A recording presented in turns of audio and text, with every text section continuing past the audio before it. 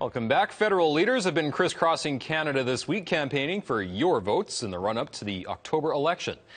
This week has been dominated by the trial of Mike Duffy and the questions it has raised about Stephen Harper's leadership.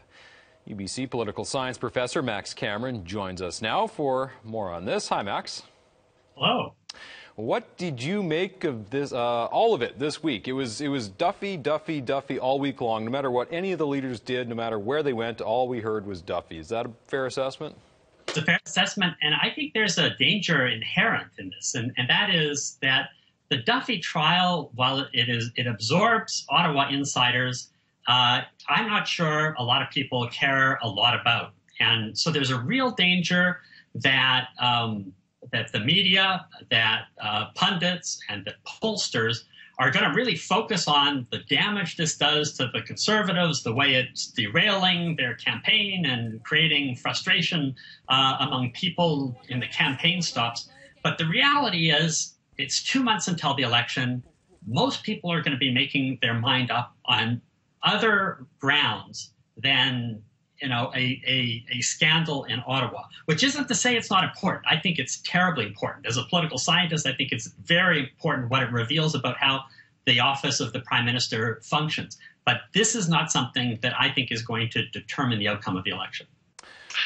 So with everything focused on Duffy and the problems with the Senate and the Conservatives, is this a bad thing then for the opposition parties as well, for the NDP and the Liberals and the Greens not being able to sell themselves except to say they did wrong, so vote for us? Well, I think there's a very real risk for them because on the one hand, they want to use this to do political damage to their opponent. They want to focus on the Chief of Staff, Ray Novak, if they can tarnish him. They want to put a dent in Harper's proven leadership line and suggest that, in fact, that this scandal goes right to the top. But the danger there is Harper is going to focus very single-mindedly on what he knows is his strength. And it's not going to be Duffy, Duffy, Duffy. It's going to be the economy, stupid. It's going to be, I've kept taxes low. I've managed the economy well. Don't rock the boat. These are dangerous times. And by the way, you get a check in the mail coming because of what we're doing on, child care and a lot of other beneficial policies. So the opposition, if they are going to go after him on the Duffy business, they've got to be careful that they don't make this a debate around politics in Ottawa and look like they're not responding as much as the Prime Minister is to the issues that Canadian voters, particularly the swing voters who are going to be decisive in this election, really care about. Before Duffy resumed, before it got going again in the last couple of weeks, right at the start of the campaign, Mulcair and Trudeau were really hammering the economic message hard, saying Harper has mismanaged it. We have a better plan for the middle class. Do you think that message, their messages were resonating with people? Do you think people were buying that campaigning? I think this is what the election is all about. It's not about Duffy, Duffy, Duffy. It's about, do you accept the Conservative narrative, which is we've managed the economy well, don't rock the boat, or do you accept the opposition narrative, which is it's time for a change? Now, if the first message catches fire, and at the end of the day people say, the government has been good to me, I'm happy with the way things are, I don't really trust the opposition, then that will define the election. Alternatively, what the opposition has got to do is, we know from the polls, and here I think the polls can tell us something important, Canadians are worried. And so if they hammer on the issue of we're going into a recession, the stock markets have collapsed in China and now the United States, the price of oil is low, we have to be very careful. Canadian families are hurting. And here is how we're going to manage this. They have to put forward a message that says, here's how we can make things better. And convince people that they could do better than the incumbent. That's what they've really got to do. And so the danger is that the Duffy stuff becomes a sideshow, and I think it can derail the opposition as much as it can the government. So I have to ask you then, oil dipped below $40 a barrel today for the first time since 2009. The Dow was down 500 points.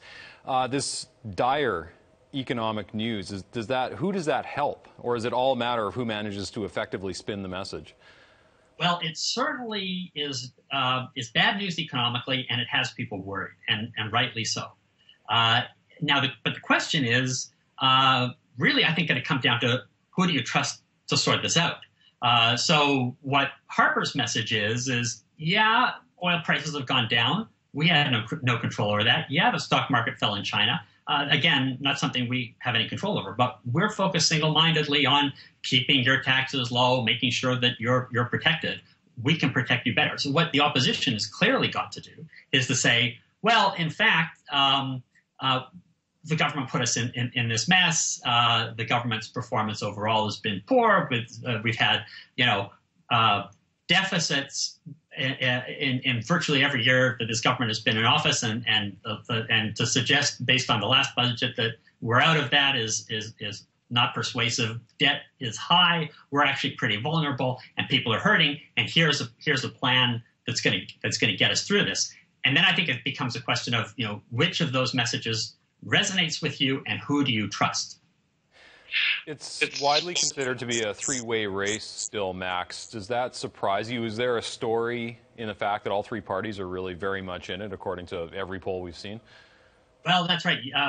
You were just talking a minute ago about a bump on the Lionsgate Bridge. We've had a bit of a bump in the polls, with the NDP actually moving up, and the latest poll puts them quite clearly as a front runner with about 34% of the vote, with the Liberals and the Conservatives at 29%. I think there's two stories there. One is the NDP continues to hold the lead according to national polls. Now, those polls, I reiterate, don't mean a lot, because the election is going to be decided in riding after riding across the country, and what's going to matter is how each of the parties performs in those ridings. And those overall numbers don't necessarily tell us what the outcome is going to be in each riding and how that will translate into seats.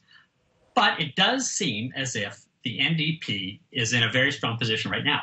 The other story that's interesting is the Liberals are still in the game. Clearly, Justin Trudeau did well enough in the debate and is doing well enough in his campaigning that there isn't a collapse in the Liberal support. I think it looks as if the Harper campaign is a little bit vulnerable at the moment. They've really got to focus on those swing voters who are going to be critical to them, particularly as they try to expand beyond their base, which is only about a third of the electorate, not enough to get them a majority government. Mm-hmm. All right. Max Cameron, always a pleasure. Thank you very much. Thank you, Jeff.